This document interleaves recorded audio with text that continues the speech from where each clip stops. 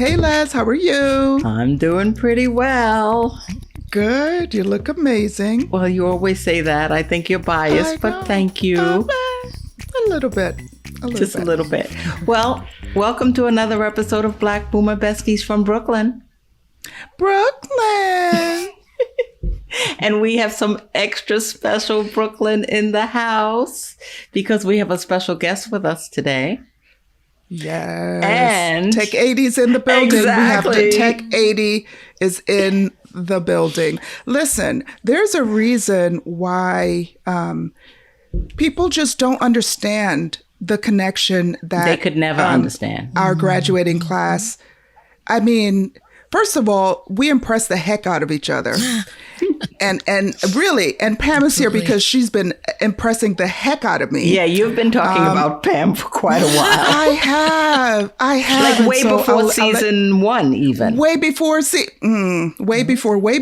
And so I'll tell you a little bit about that, why we are so happy and honored to have Pam with us. And so, but Pam, I know that you have reinvented yourself like a million times. I have. So can you share in whatever way you would like to introduce yourself to our audience? Please go ahead and do so. Okay, sure. So I'm a Brooklyn tech person by way of Queens.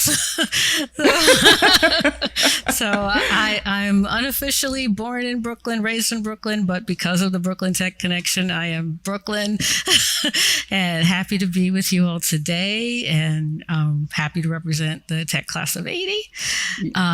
As you said, we're a strong and powerful group, and I love having been a part of the tech family, and even in the later part of my years, I was doing work with them. Yes, you certainly was. We're definitely going to get into that. But I don't know if you even said your entire name. People need to know who you are. Pamela Skinner.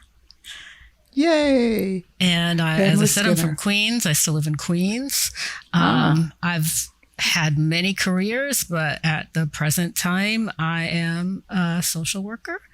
I work with the aging, and that came about through things that happened in my own personal life with my family, becoming a caregiver. So that was actually the latest reinvention of my life. I've done so many other things, from, working in banking, legal services,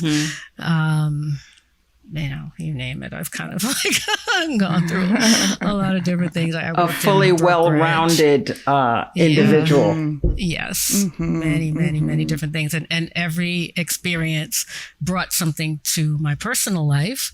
Everything was a learning experience, and everything that I learned, I applied in my own life. So, a lot of times it's like, oh, you work in banking and you're doing so many things for other people, like originating mortgages. Like, I think about that a lot. And it's like, well, I need to buy a house. I need to invest my money. And I was doing this in my 20s.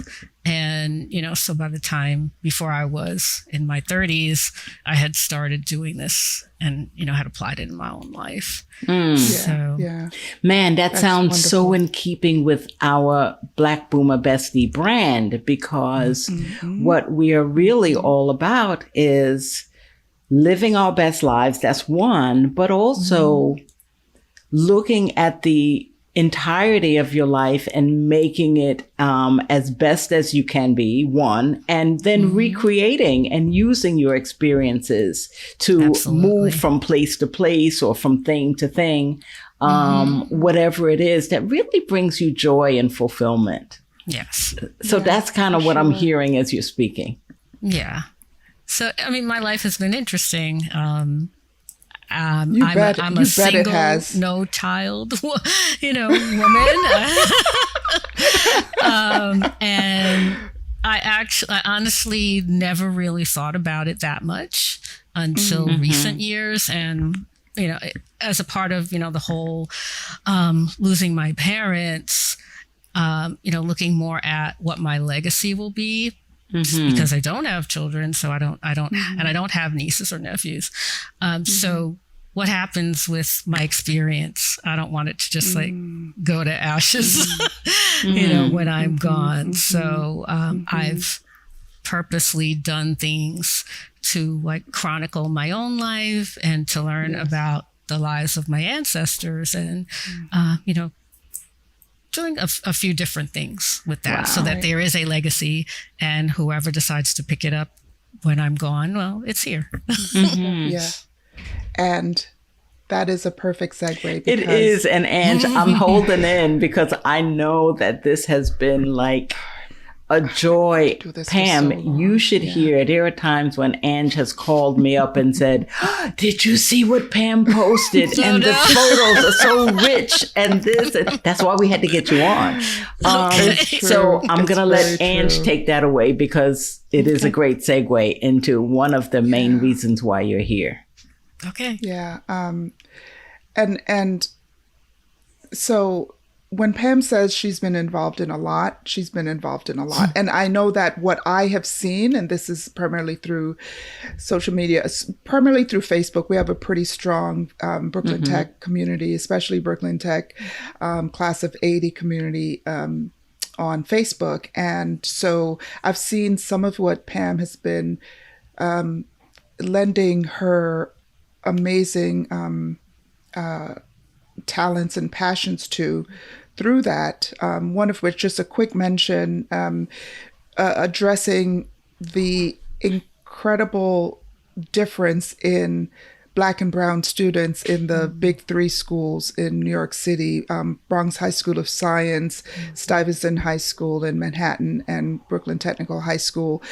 When we were there, it was a fantastic representation of diversity and brilliance, and to see that there's been so much such a incredibly decrease in Black and brown folks at the big three. And Pam started a whole, you're going to have to tell us all that you started, but really got attention to the changes. And Leslie just told me, Pam, and I know you know this, that Stuyvesant admitted seven Black students this year. That's that was out of 760, I believe, was the total admission.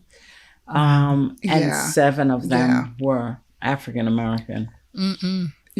So I do, Pam, if you could just say something quickly about that. This is not the topic, but it's such an important one that I'd love for you to just and share some of what you've learned. Yeah. So on that Stuyvesant number, it's very interesting. I don't think it's changed since I first started doing the Black and Browns of the Big Three work, which was probably around 2010, 2011. So that number has kind of hovered.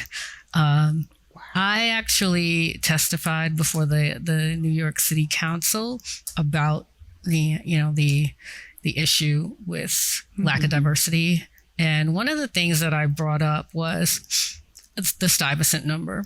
And I brought a picture of my brother's homeroom class from our middle school. And what I said was that in this middle school, more people went to Stuyvesant than all of New York City went in that particular year. So more Black students from that one homeroom class. What middle school did you go all of to? New York City. What was your middle school?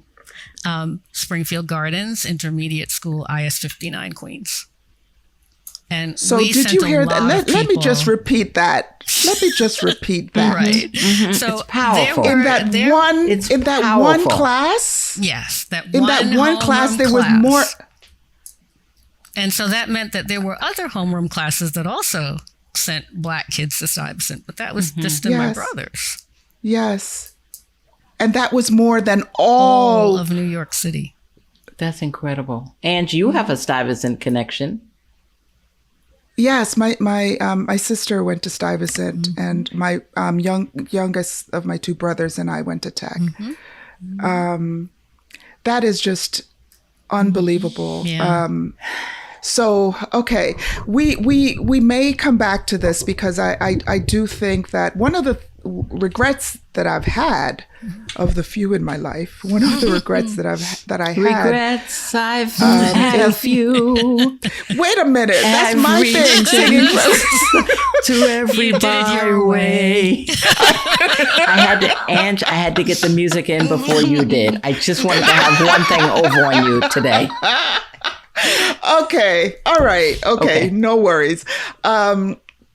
Is to not have participated more in the work that you started doing along these lines, because it's so important. And, we are very much into our reunions and go back to tech and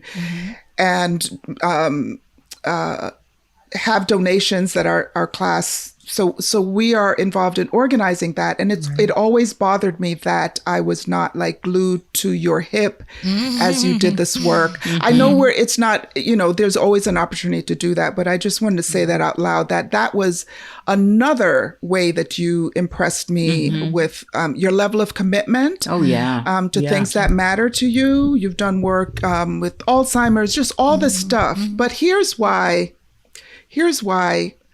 I've invited you for this particular episode. There will be others. So Pam has been posting photographs of her family over the last few years. And when I say photographs, I mean going to the beach in the 60s. Yeah. Vacations. Car rides. Standing in front of cars. Yeah. She with her little brother and he's in his little shorts and she in her little skirt, like just right under her mother and father's arms. Yeah. Marriages. And what has been and I hope that you have noticed through my comments how much they have really, really, really. I've been so grateful because I feel like I know them. Yeah, yeah.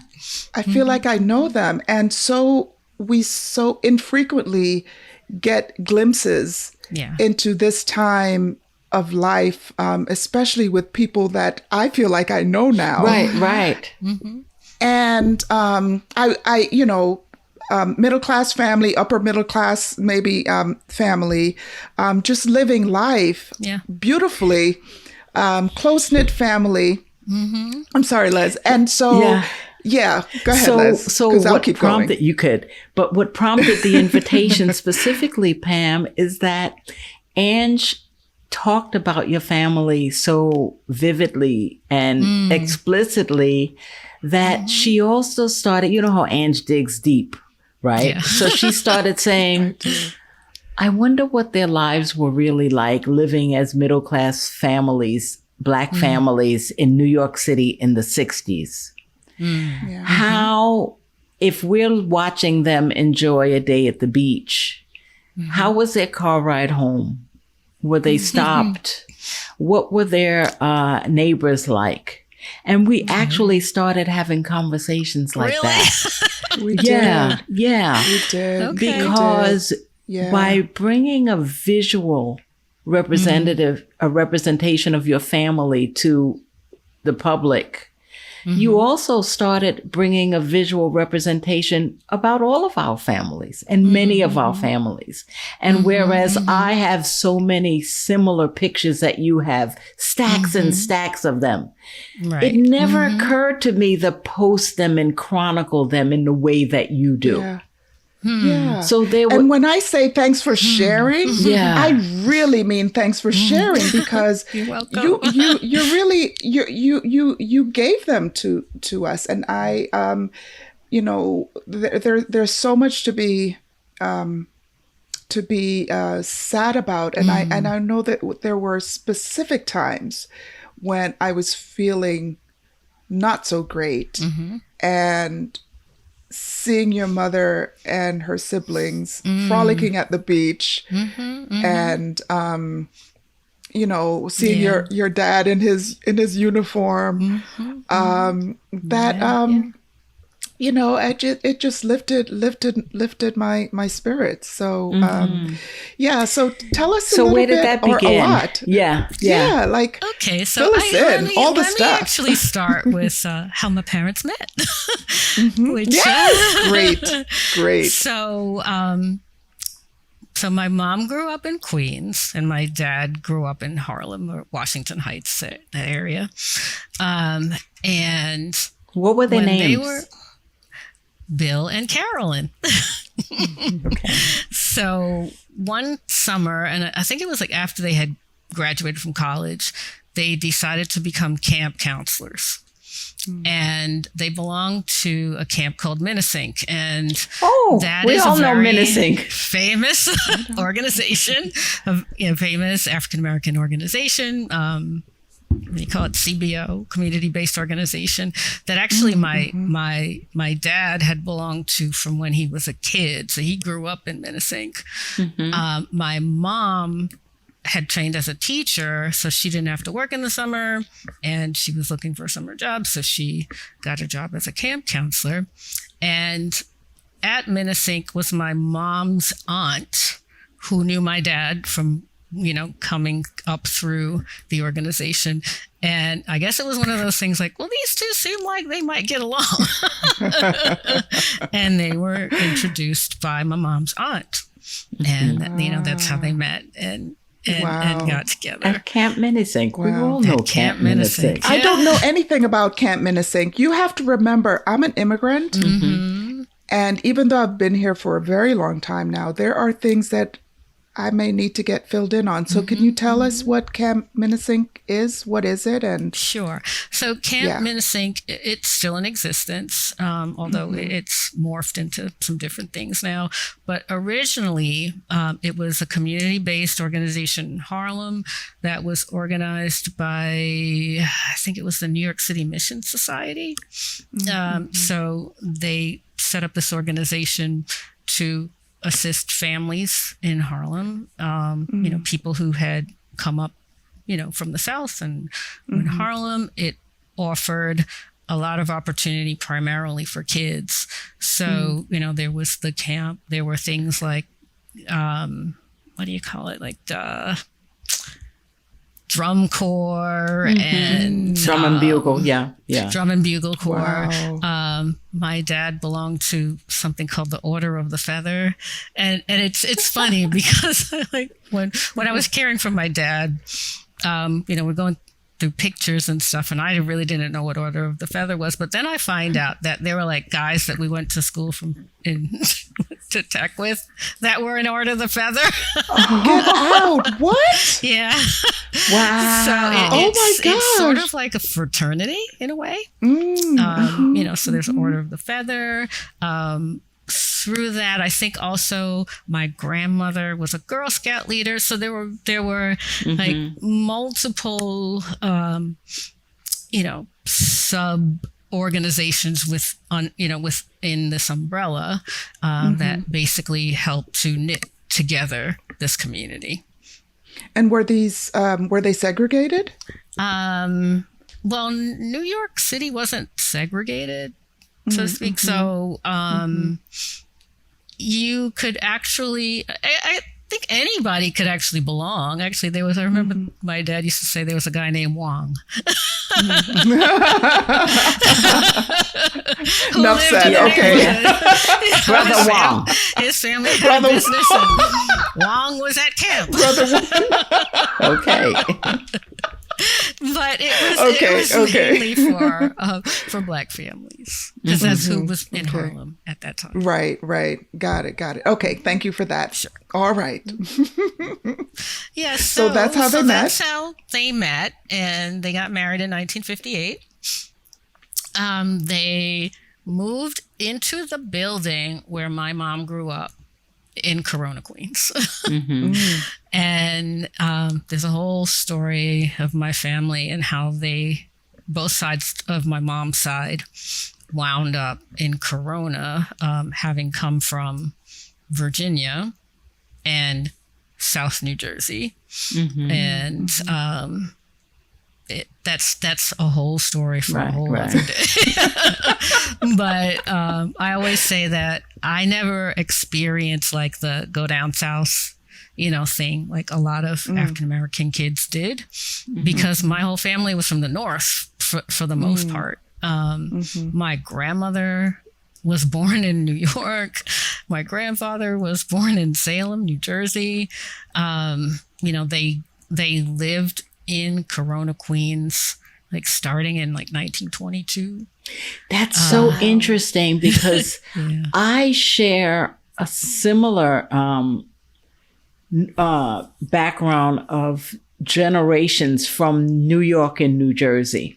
I had an experience of going down south every summer because my uncle, who was a serviceman, relocated and lived down in Virginia. So I grew up going to visit my cousins.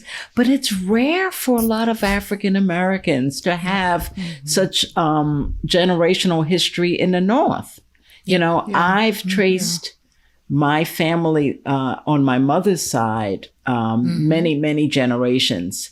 And I don't have any indication that they were slaves on my or enslaved people on my mother's side. But probably 3 or 4 or more generations from New York and New Jersey, which is just wonderful. It's rich. Really uncommon. Yeah. It's uncommon. Yep. So, we lived there for about a year. I have to think I came after my brother. So they were there for maybe about 5 years. And then when I was born, there were like 4 people in a 1-bedroom apartment, and they were like, we got to go. So we moved across Queens to a place called Rochdale Village. I don't know if you guys have ever heard of that. We all know Rochdale Village. Again, with it, we all know. I don't know. Listen. I don't know. I'm almost intentionally excluding you because you guys have the architecture. Yes, we do. Okay, so we are in Queens. Yes, we do. Queens, Yeah. Northern I had to folks. pull Pam in to me somehow. I know Rochdale Village. I can't have nothing. So you grew up then in Rochdale Village. Partially. So we didn't stay there that long. So we went there, I think, in 1964, and we were gone in 1968. Because my dad wanted to buy a house. So Rochdale was a wonderful community. It's in Jamaica, Queens, kind of like bordering on Springfield Gardens. It's a huge, I think there are like 16 buildings in the whole complex. It's co-op, so owned properties.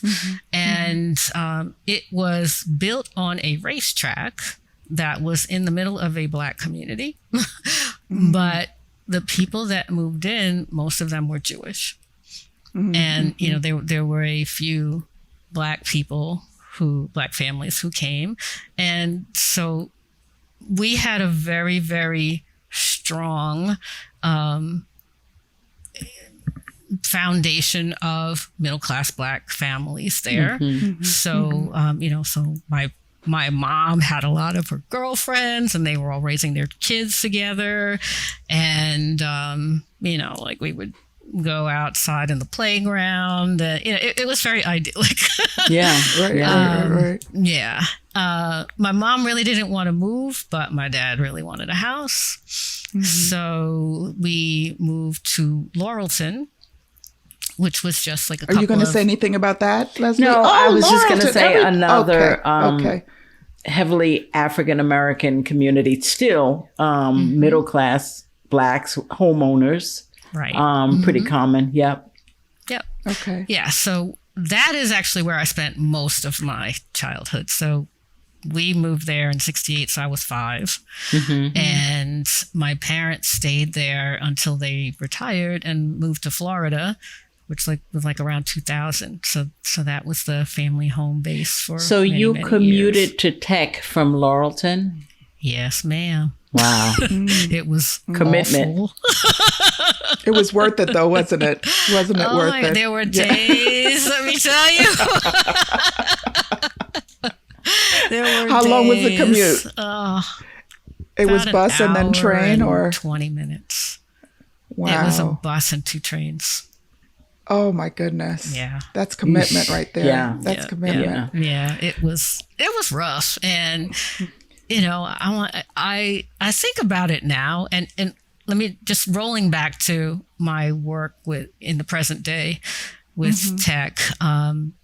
It's funny because I would speak to parents about, what do you think about your child traveling? Because I would do a lot of outreach in like my old neighborhood and stuff. Oh, I don't feel comfortable with having my child travel.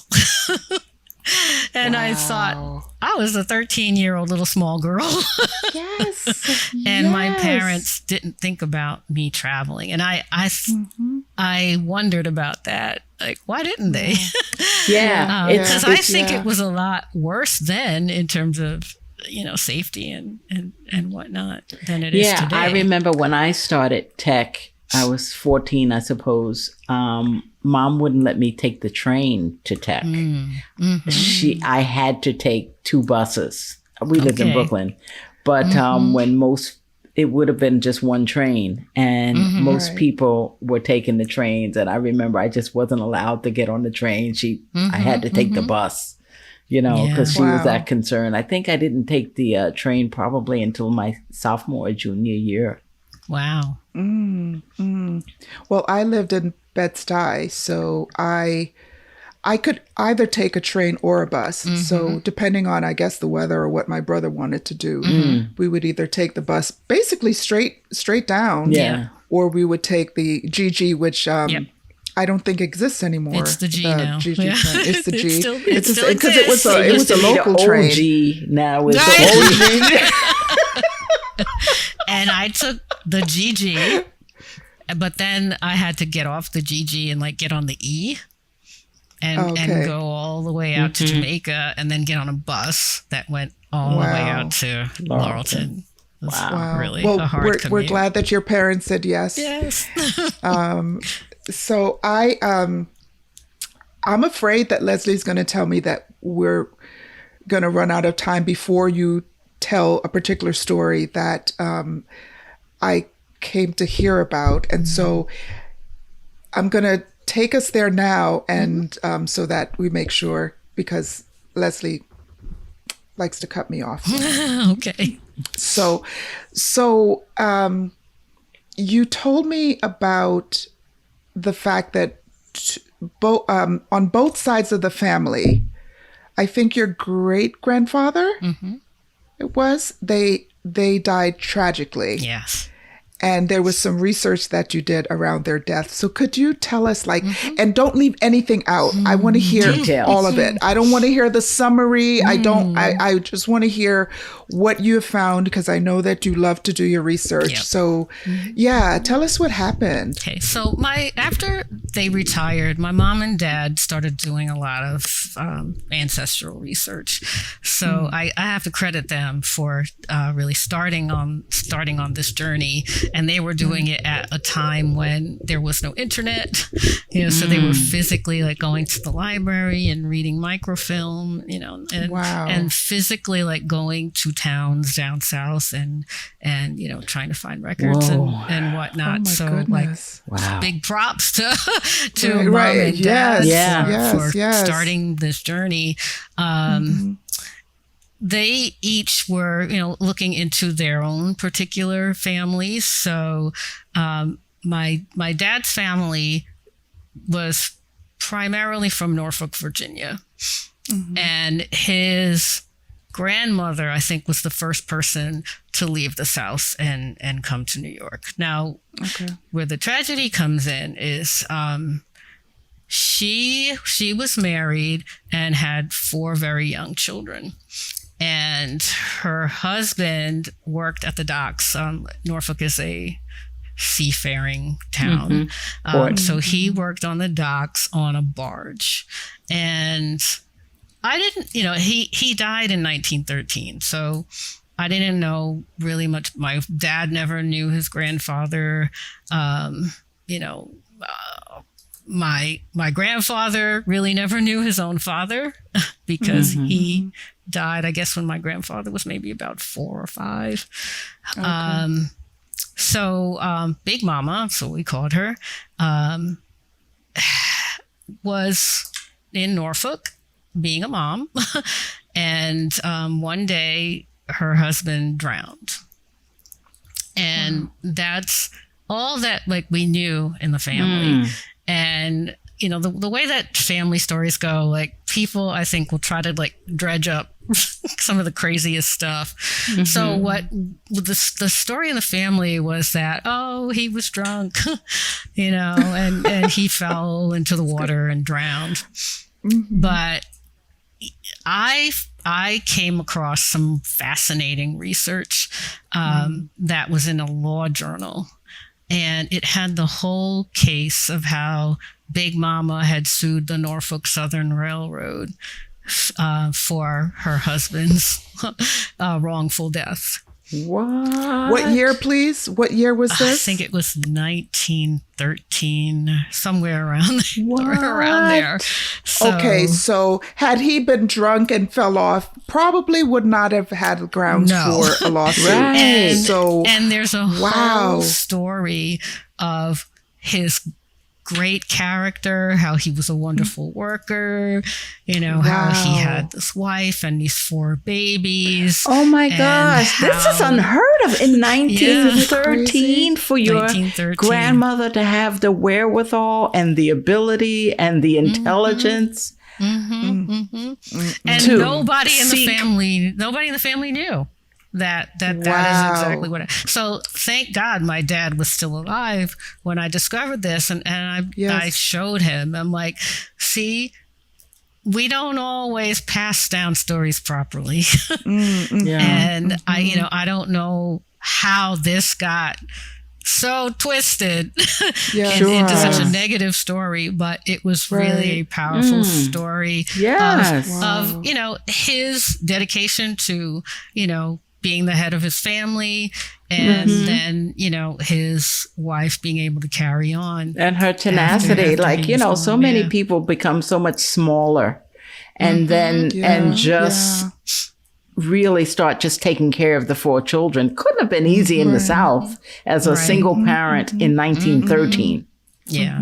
Black woman also. Yes. So she left, and I don't know, maybe, you know, there was a whole, I'm sure there was a whole lot of drama, you know, surrounding you know, what had happened. And she was just like, she left and she came up north and went to Harlem. And then the rest of the family came slowly after that. Like my dad actually came when he was about 2. So his nuclear family didn't come until like 1933, 34. So Big Mama had been in New York for a while. Big Mama, props to Big Mama. I know, that's really impressive. Pam, you and I have a similarity in our family in that my maternal grandmother's father, so my great grandmother's first husband, was a longshoreman in New York. He was working actually on the dock in New York, right along the West Side Highway. And he was killed in an accident on a ship right there on the West Side Highway. Oh my goodness. And I have no history of any litigation or lawsuits or anything like that. All we know is that, you know, Les, your grandfather, died in an accident on the ship right here. Yeah. Wow. Well, you haven't done research like Pam, though. No, I haven't. I don't even remember how it was like a needle in a haystack find. Yeah. You know, wow. I don't know how, because I didn't know to look for it. You're right. Yes. Yeah. It was a stumble upon. Yeah, you were supposed to find it. You know, you were supposed to find it so that the story stays intact and the correct story gets passed on. Yes. So, absolutely. So all of my many cousins, because there were so many children born out of those 4. Yes. That I don't know how many cousins I have now. It's like mind-boggling. Yeah. So I shared the story with all of them, like pass this down to kids. So like getting back to like, you're I a don't have kids to pass it. beautiful. Yeah, I don't have kids to pass beautiful. it to, but you guys have kids. Yeah, to pass let this them to. know. Yes. And then Ange mentioned that there was another incident. Yeah. So my great-grandfather on my mother's side, he had come from Bedford, Virginia, which is it's a rural mountain town, like near the border of Virginia and West Virginia. And so his family had been farmers. They lived like off in the mountains. They had been free people of color for like generation upon generations. So I guess, they stayed in the mountains, like, just don't bother us. We're minding our business. Just, just leave us alone. And so he was the first person to leave Suck Mountain. And he went to what is now Virginia State University and got a degree. And he studied engineering. He got his degree. He met my great-grandmother there, who was from another rural part of Virginia called Charlotte Courthouse, where her parents had been enslaved people, and they had a tobacco farm. So they met. This is such rich history. I'm like envisioning it. I told you. And then I guess by 1900, he had moved to New York. So in the census, you see Henry is living in Manhattan. Wow. And he had come with his brother, Samuel, and they started a business taking care of boilers and whatnot in old homes in Manhattan. So that's how he used his engineering. He brought my great-grandmother up, I think around maybe 1902, and they wound up having 8 kids. Wow. So he could afford it. Don't have his 8 kids. Shoot. My grandmother my grandmother Ruth was one of the youngest ones, and so it spanned I think the first one was born in 1903, and the last one was born in 1922. Yeah, large span. A lot. I'm like, poor mama. That's like my great-grandmother. My great-grandmother, Cornelia, had 12 children. My grandfather was probably the 5th of 12. Wow. And one of them is remaining, my aunt, Maddie Mae, who just turned 100. We celebrated her 100th birthday last month. Gosh. Wow. That's yeah, amazing. of 12. Wow. Yes. Yeah. So the sad part is that I guess one day at work, Henry was cleaning windows and he fell. So Henry died, and I don't know what happened with his brother in terms of his continuing the business.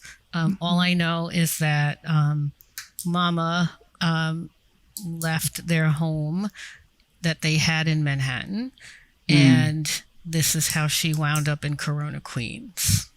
Okay. So that was with around all the children. Yeah, with all the children. And she had a nervous breakdown. There's a story of her going to the cemetery every day to visit her husband's gravesite, and how night fell and she was lost in the cemetery. So she had a breakdown, and as a result, the children were, dispersed. Some of the younger children were dispersed. So my grandmother Ruth and her sister Mary wound up going to Virginia, to Charlotte Courthouse, to live with their great grandparents, the ones who, as I said, had been enslaved and had the tobacco farm. So this is where my mom and I think that they came together with their artistic skills. So you might not know, but what I have done is I have all their artwork. Mary was actually, she became the first African-American tenured professor at Penn State, and she was in the School of Art and Architecture. Wow. And she was an art educator. And my grandmother, after a long career at Macy's, took up art on her own, and she became like a needle worker. I was going to say, because I've seen some of the work that you've posted. Wow. Yeah. Oh my gosh. So, like, you can see some of it behind me. So this, if you could bring some, that would be really awesome. So wait, so these are the children of the 8. They were 2 of the 8. They were 2 of the 8 who lost their father. So and their mother. Lost their their mother was not capable essentially of right. caring for them. Oh my gosh. And one of them became the first tenured professor, African American tenured. Mm-hmm. Wow. Yeah. Gosh. And so I'm trying to build a legacy of their work. I got chills just thinking about that. Called Sisters Godfrey. Right. And I'm making some headway, though. I think it's going to be a while.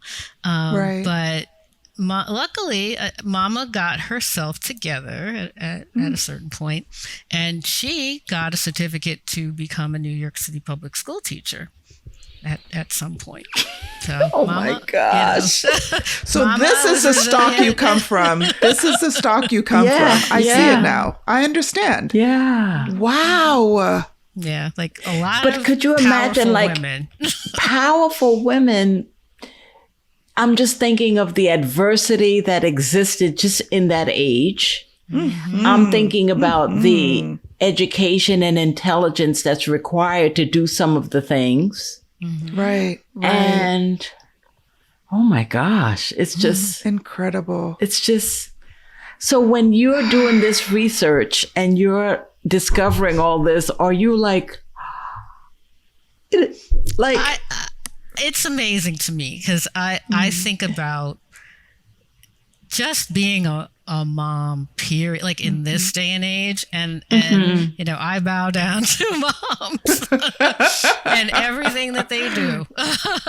and I think, my life is very uncomplicated because I don't have the responsibility of children. And it is a blessing for people to have children, and when they love them and when the children thrive and everything, it's a beautiful thing. I can't imagine having gone through what those 2 women went through at that point in time. Incredible. And then, coming through it, being able to come through that. And a part of it is that I think that eventually, like, the family became very, very close-knit. Maybe tragedy actually brought them closer. Sure, that often happens. And so, like when I said that when I was born, I lived in the same building where my mom had grown up, but then in the greater community is where, like, Mama had lived. And my grandmother's brothers and sisters all lived. Some of them lived in the same building. So you all had like a neighborhood legacy of family,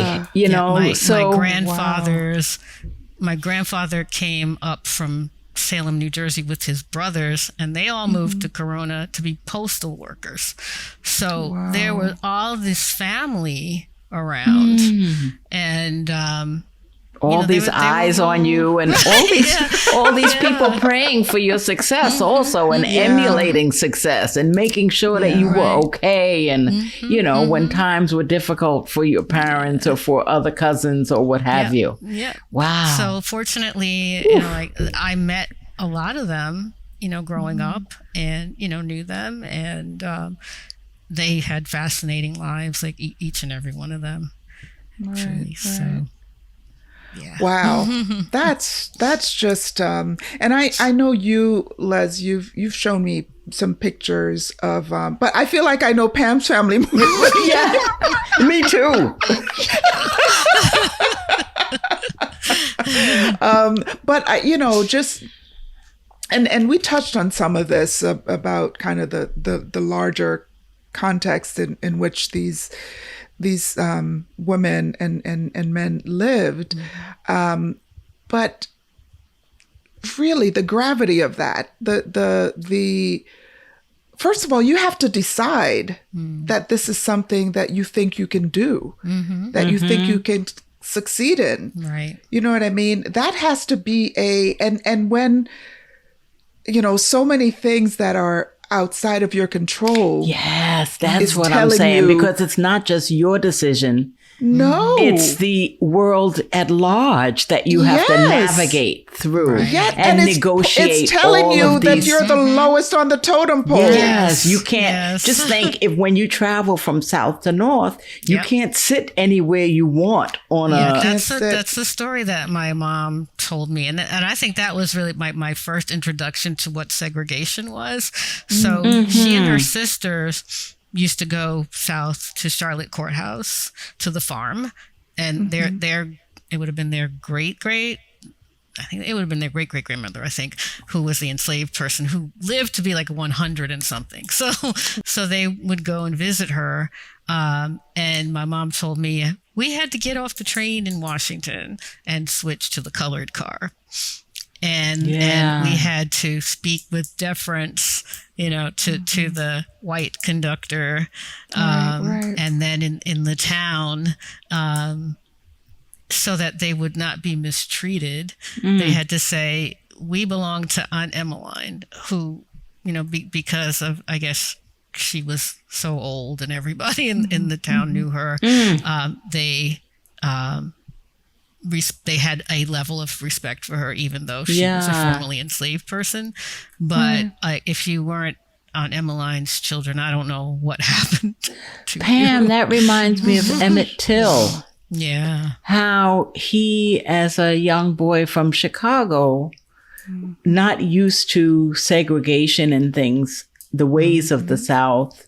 Right. We talk about how we have to give our children the talk. And we all have. But could you imagine that level of rehearsal and when I'm thinking about the level of fear. But I'm just saying that, that their lives, their very lives depend on obedience as a child. Yes. As a child. Yeah. Poor, no cell phone to check in and say, I made it. You know what I mean? Poor Emmett Till, went down there just to spend time with his family, and his mother maybe never saw him again. Yeah. And the idea that all this stuff is so far in the past, it's and not so much expectation that we should let things go. And here you are telling a story of your mother. Right. Yes. This is not ancient or very remote history. No. And why then, and obviously we know the answers to this, but why do you suppose people of other races and cultures wouldn't be enriched and encouraged by stories like this? Am I being naive in just asking that question? I think they actually would be. I think that they just don't understand. I think that there is a perception that all people are a particular way. And so what I always say is that there's a lot of nuance to everything, And, we are not a monolith. Right. There are all kinds of stories, to our lives and our history. And I think if we tell our stories, people will be interested. But I think there hasn't really been a platform, for one thing. Well, they're trying to take away platforms, and they hide stories of stories such as this, of resilience and tenacity and success and business owners who graduates of universities who went north and made a way out of nothing and started businesses and things like that. Those are human stories. They're not necessarily racial stories. Right. But then when you add the racial component to it, it's almost like a wonderful adventure. I could see it as a movie. Yes. Yeah. I could see it as a movie. I think it's the racial component that that causes it to be hidden or erased. You know, you just sent me a segment from the CBS News about the Black architect who designed the Beverly Hills Hotel and all these iconic buildings in California. Williams. Hundreds and hundreds of them. Yes. And we don't know any, as a matter of fact, his signature, the Beverly Hills Hotel, it's Beverly actually, Hills, that's his personal handwriting. That's his handwriting. Wow. And yet we know nothing about this man. You know, he's not talked about. That's erasure. That is, he existed. It's intentional. His buildings are there. Someone had to design them. It's intentional and I think erasure. I read that due to segregation and redlining or something, that Black people could not even live in the buildings that he could not live in the buildings. He couldn't live in his own the hotel building. That he designed. And of course he couldn't stay in the hotel that he designed. Right. So evil. This is deliberate stuff. My we all dad lose. told me the story of redlining and how he was denied a mortgage when he wanted to buy his house in Queens, and I didn't hear this story until I was like in my 50s. So again, I mean, I don't know if it's like pride. I don't know why he would have like kept it silent for so many years. Maybe he was just angry. It's painful. It's It painful. could be These things bad. you don't forget. So he said that he went to the bank and, he said, I would like to see a house in such a neighborhood. And like somebody pulled down a map and said, you see this red line? Literally. You can only get a house within here. And we will not loan you money to get a house anywhere outside of this line. And my dad said that he like lost it and said, I'm a veteran. I work for the city of New York. My wife is a teacher in the city of New York. What do you mean?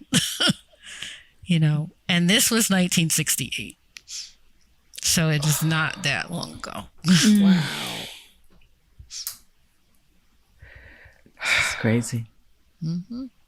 Don't get me started. I know. Don't get me started. Or So if you get I'm started, so you'll glad get he started told- on another episode. I'm glad he told me. I Yes. never would have known. Oh, yeah. Right. So About this personal experience. I want people, even though these stories are painful and difficult, I would hope that parents would tell their children, because otherwise, like you're saying, we're being silenced. Right. So the only way to keep the stories going is to keep telling the stories within the family. Right. And there's stories of hope and triumph. I mean, obviously there's sadness, but I'm so encouraged. Yeah. I mean, I don't have to read a book to think about a person that I don't have any connection to and the tales that and the things that they've overcome. Right. This is someone who I've known for 50 years, her family and this, and you have your family stories and we have our family stories. I'll tell you what this makes me think, though, and I'm going to put an umbrella over the whole thing. I know we have busy lives, and I'm one of the main me and my nephew, we chronicle our family history, and I might get some tips from you, Pam, going forward. I've traced some of our family back as early as the early 1800s. But I know I've only scratched the surface.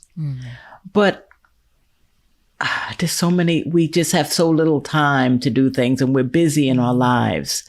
But we had an episode in one of our podcasts, and in one of those questions we asked, are we being good ancestors? And what type of legacy we might be leaving for those generations after us. Right. And Pam, this is exactly what that question brings up for me. Just chronicling the history is important. Right. You know, so I'm going to vow and endeavor to make more time to do that and speak to the elders that are remaining. Yes. As I said, I have a 100-year-old aunt. My mom is a wealth of information. My uncle, 7 years her senior, you know, has knows a lot of this as well. So that's what has done it for me. So I thank you for that. I thank you for that. You're welcome. I'm glad. I love sharing the story, and you know, I'll say I don't consider myself a writer, but I like to, you know, to tell the story verbally. You know, a storyteller. A storyteller. Tradition animates me. And like one of you said, you know, it's like you see a movie. Like sometimes I like literally see in my mind what might have actually happened. Wow. So I had a visual when you I however you have been doing it, I just want to encourage you to keep going, because you don't always know how your decisions to share whatever it is that you share. For you, it's this incredible family, how it impacts other people. You know, you have the benefit of hearing it from me, but I'm sure there are many people who you don't hear from. You know, who linger at and the look at those photographs and what they remind me of. And you mentioned Camp almost can hear their and laughter. Yes, it's just it's a beautiful thing. And remember that the stories of Black people, of Black families, is so rarely told. And so you know, it's almost like I've adopted them through your photographs. So I just really want to tell you that it's really mattered to me. Well, thank you. And I just want to encourage you. I'm so glad that it's touched you. And you know, like you said, I never know. I've actually like met relatives from posting. Wow. Like, wait, you know, are you so-and-so and so-and-so, so-and-so? Oh my goodness. Yeah. Wow. Like, Wow. Oh, wow. That's great. That's beautiful. That's beautiful. Well, Pam, thank you so much. Thank you. For sharing. We're so appreciative. Thank you and for saying yes, me. as mentioned at the beginning, there's so many other topics that we want to cover with you. So this is a Part this one. is a ta-ta. Okay. This is a ta-ta, right? Ta-ta for now. And for our audience, we're going to leave a lot of links to Pam's social information and things like that, and we'll also put on our website where you can actually look at some of the behind the scenes pictures and things like that. So you'll be able to put match the visual with the descriptions that she so richly gave. So thank you again, and we really appreciate it. Thank you for having me. This was wonderful. You're welcome. So this has been another episode of Black Boomer Besties from Brooklyn. See you guys next time.